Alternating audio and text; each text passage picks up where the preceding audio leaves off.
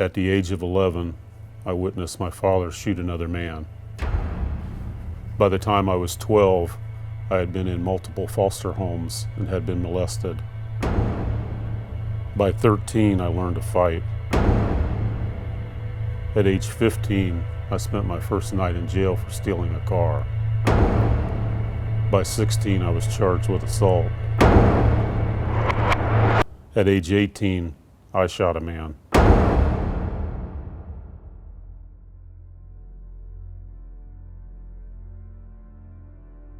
My earliest memories were of the town I was born in, Sarasota, Florida. We had an orange grove right across the street from my house, and we spent hours over there just laying in the trees. If I'd have knew what was going to happen later on, I'd have never came down from those trees as a little boy. It is so hard to talk about your parents in a bad light, so I just state facts. Alcoholics, both of them. Very violent house. My dad was a mean drunk. I mean, that was just horrible, you know. But I was at the point already at 10 years old that all you can do is hit me, and I know I'll get over that. One night when I was 11 years old, my mom and dad were drinking. They had been into a fight with the neighbors next door. 4 or 5 guys came over into our front yard. My dad went and got one of his shotguns, pushed the front door open and shot one of them, with me standing there at 11 years old.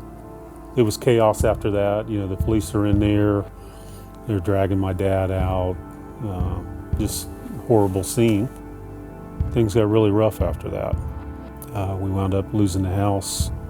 We started living wherever we could. Us kids started getting separated. I was in 2 or 3 foster homes. During one of my stays with one of the relatives, I was molested by a cousin of mine. That was 12, 13 years old, something like that. You learn how to survive. I have nobody that's creating boundaries for me or teaching me boundaries. I just learned how to hit really hard. After my dad got out of prison, we moved back to Ohio.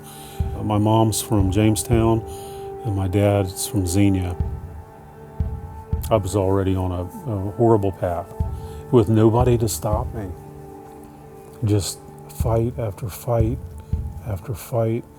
But at that point in my life, consequences meant nothing. I've lost count of the physical altercations that I've been in. Started doing drugs, carrying a gun. April 7th, 1980, I shot a man outside a bar in Xenia, Ohio. I actually drove home, and I was pretty calm until I seen some cruisers start to pull up. I'm off to jail. They gave me 15 years for that. 18 years old, I had finally made the big time, you know. I was in with the big boys. Ohio State Reformatory, they are the tallest freestanding steel cell blocks on the planet. Very intimidating, especially as an 18-year-old pulling up in front of it, all alone. The first night was just unforgettable. Imagine 2,500 men that get to take a shower once a week. So the smell of that and then the noise of all these men 24/7, it's never quiet. People don't just go to sleep at night and get up in the morning. They scream back and forth all night long. All I seen was predators and prey, and I wasn't going to become prey. So I was determined from that night to make myself as strong as I could physically and as strong as I could be mentally. Fought all the time. And it was over, it could be over a pack of cigarettes. It wasn't about the pack of cigarettes. It was about this respect, this line. Once you crossed the line, you had to do something because you're being looked at by the rest of the prisoners, and if they see a weak point, they're going to take advantage of that. So I could never show any weakness. The ranges, if you would look from where the officer would shut the doors, each range would have 100 men on it. Well, the ranges are only about 24 inches wide. So after 8 or 10 guys, the guard can't see anybody down the range any farther. I said, if me and you have a problem, we're taking care of it. And they just clean up the mess when we're done. They're not going to get involved in anything physical that we have going on. They let you do your thing. Whoever's still standing, they throw in the hole, solitary confinement. The other one they take to the hospital, and that's the way things are taken care of at a place like Ohio State Reformatory. I was in solitary confinement in the hole in every jail I've ever been in. That's how bad it was. Going to the hole to me was a break from the rest of the prison. 22 and a half hours a day was locked up in your cell. Prison is such a waste of life. After doing 7 years in prison, I had no dreams of, yep, when I get out of prison, I'm gonna marry a nice girl and be a good family man and a father, get a job. I was gonna go join a motorcycle club. That was my dream job.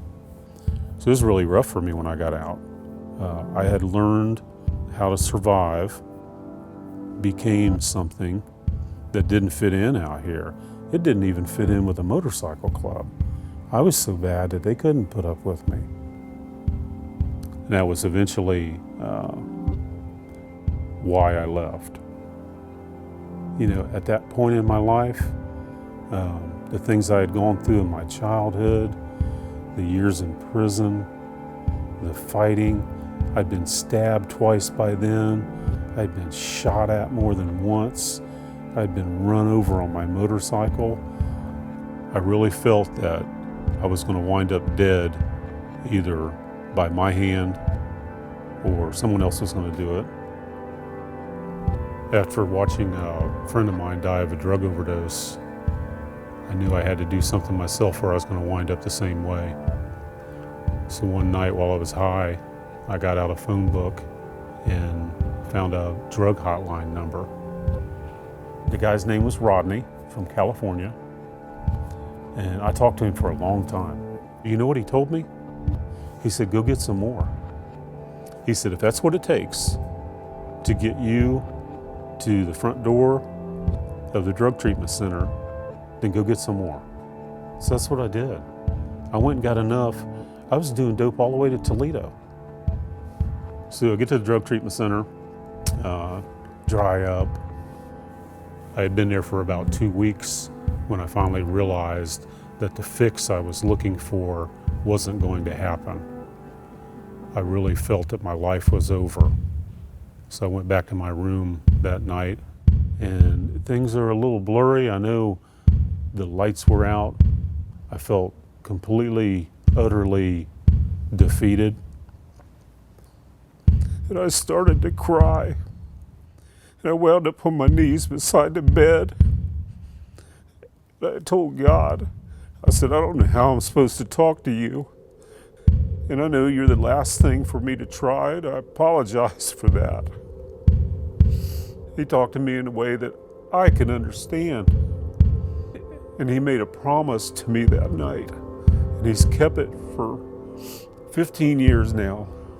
He said, if you will believe in my son, I'll prove to you that I'm in charge. And those were words that I can understand.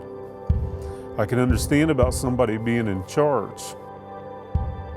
From that day till right this moment, when I let him, he has completely in charge of everything in my life.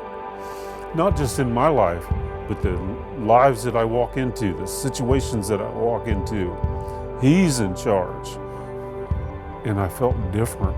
I felt like something instantly had moved into me that wasn't there before. I was weeping. I don't think I'd cried since I was 11 years old before my dad shot that man. And here I am, this 37-year-old man, this tough guy. I felt like instantly my heart started to soften up. Yeah, after I left the drug treatment center, I had a spark. I had hope that I really could change my life. We had a Bible laying around the house, I picked it up and started reading it. And it really didn't make a whole lot of sense to me. To never read the Bible, you're 37 years old, pick it up and start reading, it can be a big deterrent, you need help with that. So I asked God to give me somebody that would help me understand the Bible. That was my prayer. Don Bond and his wife Wanda, we had lived next door to each other for 5 years, and we had never spoken. The next day, Don Bond and myself were standing at the fence talking to each other. I was so excited about this new stuff I was feeling, I told him about it. So he invited me over to his house for a cup of coffee. We've spent hours, weeks, months from then till now sitting at that kitchen table, drinking coffee and going over the Word. I found out that him and his wife had been praying for me for 5 years before that day and had never spoken to me. I'm so glad that Don and Wanda Bond did not quit praying for me. Since that time, I've had the opportunity to lead several people to Christ myself. Love it. I don't believe Christ came and did what he did for me to accept that and then keep it to myself. My dad, he seen the change in me, the change that the Lord was making in me. About the last 5 years of his life was pretty bad physically. I was out to visit him in the hospital one day. He said, I don't even know if I'm saved or not. I said, we can take care of that right now. So there in Green Memorial Hospital, in a hospital room, just me and my dad, I had him bow his head, and I said the sinner's prayer with him, and he received Jesus Christ into his heart that day. As I stood over this man that had done some awful things to me in the past, and the hate that I had felt for him, and God had taken that and turned it into love. Only a God of love could restore a relationship that was so broken. It wasn't too long after that, my father went to be with the Lord. And I know I'll get to see him again one day.